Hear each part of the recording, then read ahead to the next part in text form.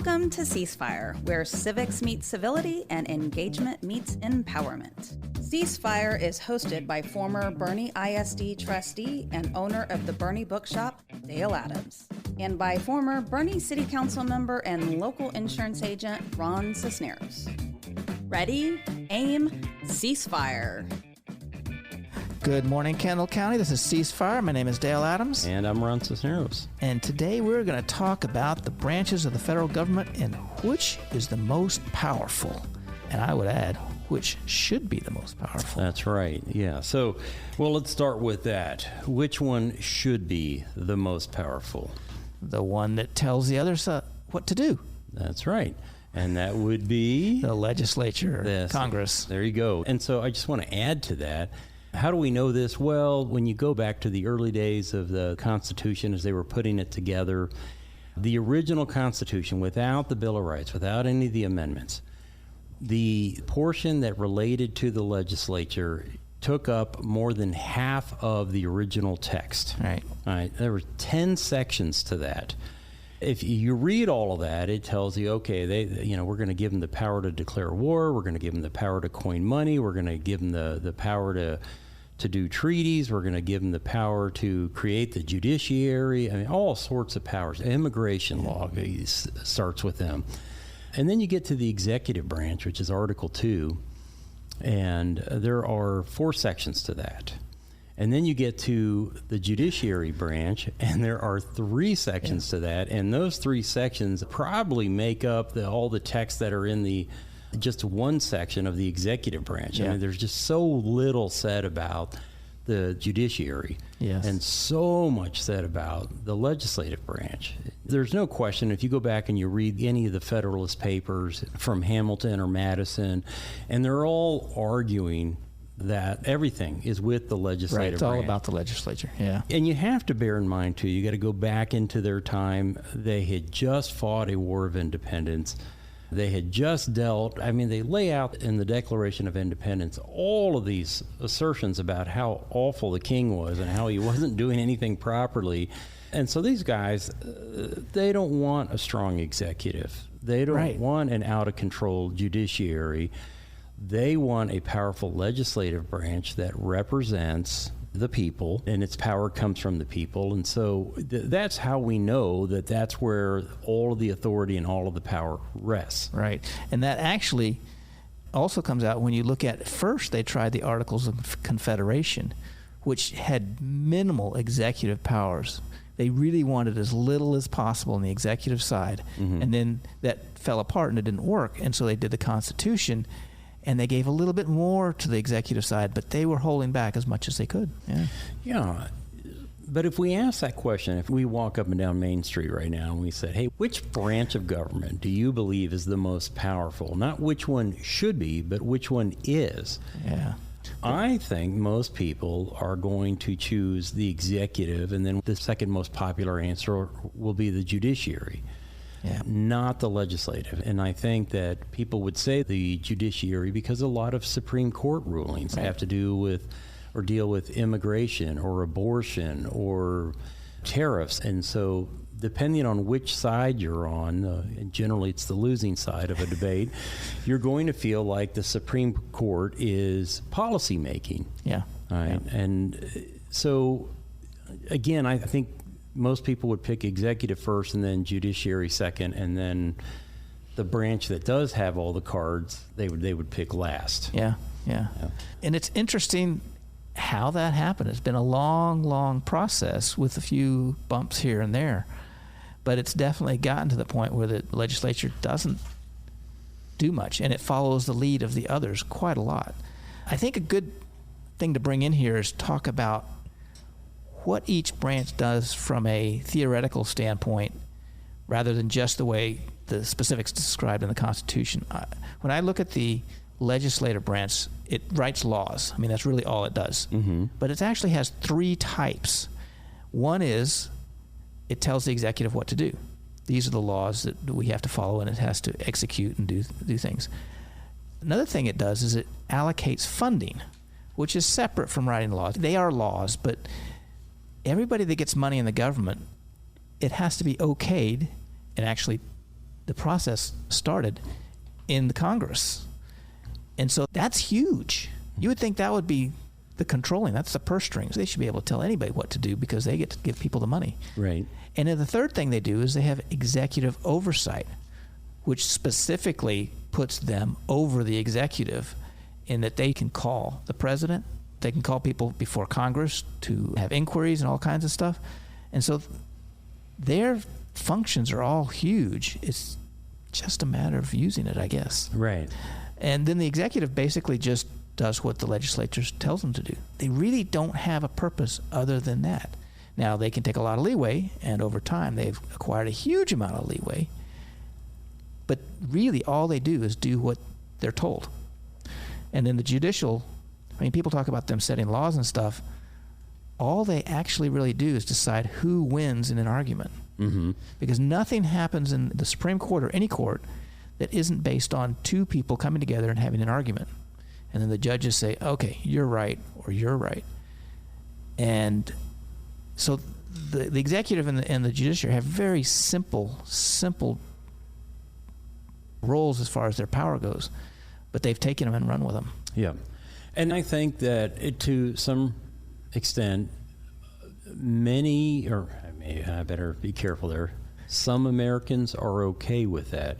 There's expediency in having the Supreme Court or the executive branch decide something for us until they decide something that we don't like, right? And so let's talk about abortion for a moment. Roe v. Wade was instrumental in helping the pro-abortion side get policy they couldn't get otherwise. Though things were moving in the states' courts slowly here and there. Correct. That loosened a lot of abortion laws. Correct. Yeah. But they wanted that blanket national level law, and they got it. The problem is then for them is that they lost it. Yeah. And we see that happen too, not just with the courts, but in the executive branch with executive orders. Yes. Obama does his executive orders. Trump comes into office, erases most of those executive orders. Biden comes into office, erases Trump's executive orders, back and forth. And so there's no permanency. Yeah. And, it affects, like in my industry, how we operate changes from one administration to the next. Because so much of Obamacare, or PPACA, as we call it in the industry, it wasn't really nailed down. So they come up with this major legislation, and then they basically say, well, okay, we got that over the hill. We'll let the presidents decide what that means. And so they've done that. Every president since Obama has tried to interpret what the Congress said. It's expensive for Americans every time we change an administration because we have to change the rules that we operate by. And we should be going back to our Congress and saying, figure that out. Right. Be more definitive about what it is that you want us to do, because I'm tired of the back and forth. And that brings up something that I think has happened a lot over the last several decades, is that the laws that Congress pass aren't specific orders for the executive to follow. They're grantings of power, which is very different. And they're saying, okay, executive branch, go ahead and run health care. And so then it changes every time you get a new executive. And instead of saying, okay, we're going to have this type of structure to our healthcare system, they're just letting them control in all different ways. I mean, think about the fines that they had for people that didn't have healthcare. Yeah. Right? They said, set up a fine. Well, now the fine is set to 0. So it's meaningless. So if they wanted to have people punished for not having health care, they should have established a fine instead of telling the executive to establish a fine. You know what's interesting is that since Obamacare passed, we have twice now had Republican presidents that have also had a Republican House and Republican Senate. So they could have easily, if they had the intestinal and political fortitude, they could have easily just said, we're going to do away with Obamacare. Yeah. But they didn't, because they knew that there were certain aspects of the law that were popular. For example, being able to keep your kids on until age 26. The subsidies were popular. And so despite what they say about Obamacare, they did nothing to get rid of it. On the flip side, the Democrats have had an opportunity when Joe Biden was president to bring the penalties back. And they chose not to because those penalties were very unpopular.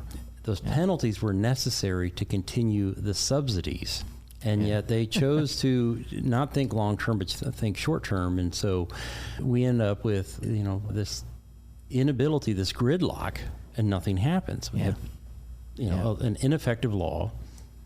And we've got a president and a court that are deciding the actual policy as it plays out. Right. And so we become a nation not of laws, but of men. Yep. Because the laws go hither, thither, and yon and change and all this other kind of stuff. Yep. It's sad. It's sad. Okay. We will take a quick break. This is Ceasefire with Dale and Ron, and we'll be right back.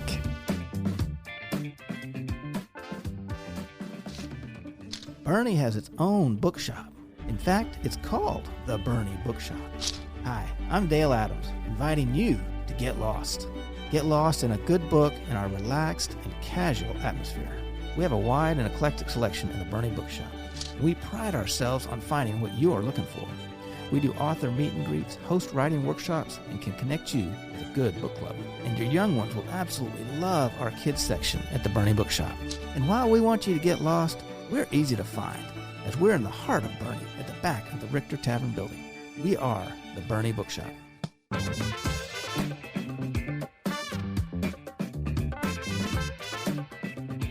Welcome back. This is Ceasefire with Dale and Ron. We're talking about the three branches of government and their different levels of power and how it doesn't really relate to how it was set up to be. And how do you think this happened?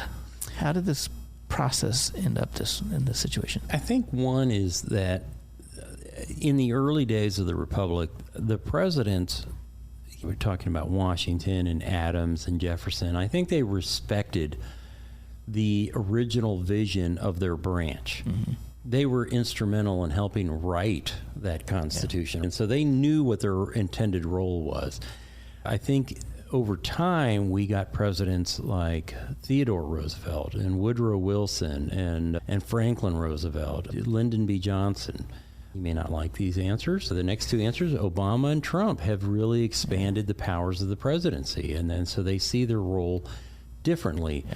So I think that's one part of it. The other part is that Americans love expediency. Yeah. Right. That's why we like it when the Supreme Court rules in our favor and sets policy for us. In times of crises, war, for example, or COVID, the legislative branch was designed to be deliberative. It was designed to be slow, to grind it out, to not be hasty in decision making. The executive was not. And so in those periods of great crises, the Great Depression, World War II, we look to the president. And everybody knows who the president is. Right. He gets the bully pulpit. He gets on TV. If he's Trump, he gets his own social media platform, right? And he can tweet at 3 o'clock in the morning. I would argue, and this goes back to what we were talking about in our previous show, that in the same way that people can't even tell you who their district councilman is, I think there are many Americans who don't know who their U.S. rep is, or the rep one district over. I can't tell you all the U.S. representatives that represent the state of Texas. I know a few of them. I don't know them all. I don't either. And, the senators, that's pretty easy. There's only 2 of them, but can I name the other 48 from the other, or 49 from the other states? No. I can name the ones that are most vocal. Yeah. Right? And so I think the presidents have an outsized persona, and we look to them and bestow upon them more power than they should have. I think that's part of the problem. Yeah, I agree. I also think that the deliberative side of our government has become just that, and that all they do is deliberate and argue and say bad things about each other. That I don't feel that they take seriously what they're doing most of the time. Maybe I'm speaking out a little too harshly, but I do feel that all they do is talk. Even the ones that I agree with, I feel that all they do is talk. Sometimes I'll hear them say, I've done everything I can to move this bill forward. And I'm like, okay, starters, don't lie to me, because you haven't done everything you can. You haven't gone on a hunger strike. You haven't, done all kinds of radical things that I wouldn't agree with. So don't tell you you've done everything. So I sometimes feel that all they do is deliberate. So, okay, I'm going to throw this out here. Chip Roy, who's our current congressman, has just put forth a bill that would end pay for congressmen after 12 years of service and end eligibility to lead committees. And this is sort of a de facto term limit kind of thing, where suddenly the people that have been there so long aren't gaining more power. And I think, oh, that's a clever idea. That's a great idea. Why is it just coming up now? Why didn't he come up with this when he first went in there? What do we call it? Lame duck? Right. He's there for another 6 months or so, and I think that's a great idea. And I sort of feel like, well, this is just sort of to, check a box or tell people how great he is, but it doesn't actually do anything. Right. I think this goes back, again, to our last show. We were talking about some of these personalities that rise to the top and get these outsized voices. Yeah. There's a reward incentive in that, right? And so rather than count on them to actually do something constructive, like get rid of daylight savings time, it's something that most Americans would, that seems like no-brainer, right? Yeah, right. No-brainer, low-hanging fruit. Why haven't we done that? Yeah. No, instead we're going to be combative about stuff that we can't agree on. Yeah. Abortion policy, right? Yeah. So, America seems to be split almost down the middle on that. And so we're not going to tackle it. We're just going to let Obama or Biden or Trump decide whether the little sisters of the poor have to pay for it or not through their health insurance, right? And so we go back and forth, and then the little sisters have to sit there and worry about who gets elected president in 4 years. Yeah.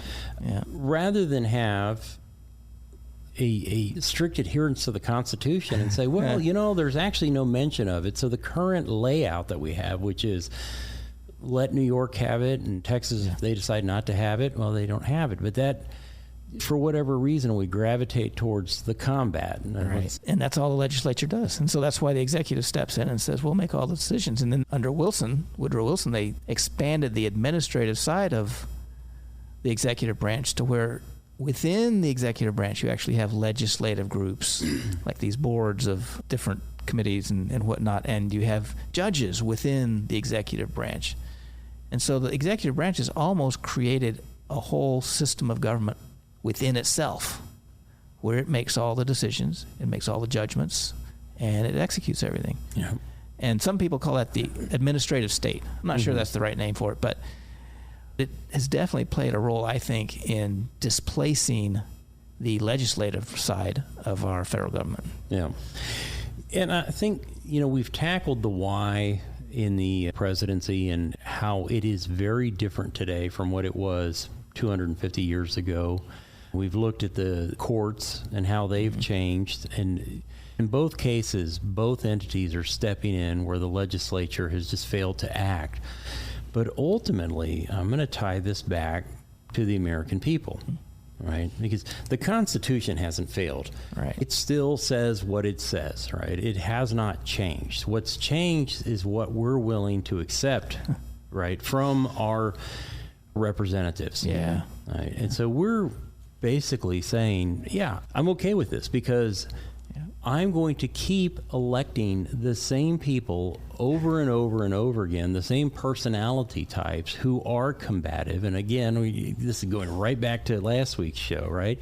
I'm going to keep putting AOC in, or I'm going to keep putting, I'm trying to think of one on the Republican side, but, Chip Roy, well, we didn't do that. We threw him out. But it's the same mentality. And we want them to go up there and either get on Fox News or CNN and engage in that oral combat and accomplish nothing. And ultimately, we're putting all of our stakes in. All the chips are getting pushed into that presidential role. Right. Who's going to be president? Because we want, and this has been a factor in the last few presidential elections, we are concerned about the court. Right, and because the president controls that. Yeah, and the court is our backup. So if we can't get what we want from the president, like, when Biden was president, he had all kinds of executive orders, but the Supreme Court kept knocking them out one by one. And so it's important for us, if you're a Republican, that you have the presidency, but if you don't have it, you have the Supreme Court to back you up, and then the same vice versa. Yeah, it's convoluted. It's a mess. I'm not sure there's a real answer to it. As citizens, we just need to be better informed, and we need to see through the fussing and fighting that goes on. And we just do. One of the things I like to carry in my store is a lot of original documents, not the original documents, but reproductions of original documents. I'm glad you clarified. I'd like to know how you got those original documents. Not original stuff. But so we carry Tocqueville's book, and we also have John Locke's 2 Treatises of Government. Now, some people don't like them for some various reasons, but it's a great discussion on power and the right to power and the distributions.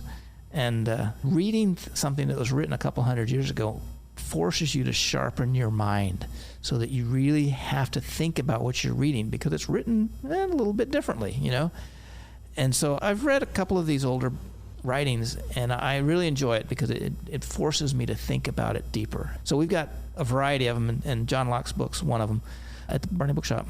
I want to go back again to last week's show one more time, which, if y'all don't recall, was the using your voice, or as you put it more simply, use it or lose it, right? And I want to say that I think that Congress has done exactly what we talked about last week. They stopped using their voice. I mean, yes, you still hear them, but they're not using the voice the way it was intended to be used. Right. And I think one of the reasons that they do that is it's easier. And you were talking about Chip Roy's proposed legislation. Most Congress people don't go up there with the attitude of, I'm going to go there 2 years or 4 years, do 2 terms and then check out. They stay there a very long time. And I forget what the number is, but I think it's 87% or somewhere up there of all U.S. representatives get reelected. Yeah. It's an insane number. And so I think most of them go up there with the intention of running and running and running over and over and over again. And to do that, you have to know your audience or your constituency, right? And you don't want to upset them. And if outrage sells, you're going to sell outrage. Yeah. And if something bad happens, you want it to blow up on the president. It's easier for the president to take the blame and be the fall guy because he's going out in 4 years or 8 years anyway, right? He has a short term life. Right. And a congressman's life is indefinite. It could be forever. And same with a Supreme Court justice. I mean, they definitely have, through the end of their life. Yeah. So they can make an unpopular decision and not worry about it. A representative has to think about it because they're up every 2 years, but they're likely going to get reelected, especially if they can leave the unpopular decisions in the hands of the president. Right. But they do have a little bit of accountability there with the election, that they have to cater to somebody or appease somebody. Yeah. And that takes money, and so they appease to their backers to give them money. Yeah. I guess one thing to sort of finish off with is that nature abhors a vacuum. And that's used by biologists, and that life always finds a way. Well, so does power. There will always be a need for somebody to take the reins of power. And our country was set up so that those reins were small and held by every citizen, so that it was distributed all over the place. And we've come to a point where those reins are tight and held by the president. And if we want to redistribute that power, then we need to think about redistributing that power. Take the power back away from the president, put it back in the hands where it belongs, and then assume those small reins that we have and use them the way we as individuals think they should be used. But it's up to us. Yeah. And that requires some long-term strategic thinking and getting out of this habit of, well, that's politically expedient. Yeah. There are things that Trump has done through executive order that work to the benefit of my business. And I'm not going to lie, I like that. What I don't like is that they're not permanent. Yeah. And so I have to worry if he upsets everybody, as he did in his first term, and we end up with a different guy in charge. Yeah. It's a topsy-turvy world. Yes. So. The key is getting the legislator to start doing their responsibilities. Correct. And on that note, I think we will wrap up. Thank you for listening to us. This is Ceasefire with Dale and Ron. And if you missed any of it, you can always go to BernieRadio.com and listen to our podcast or any of the other great podcasts. We'll see you next week.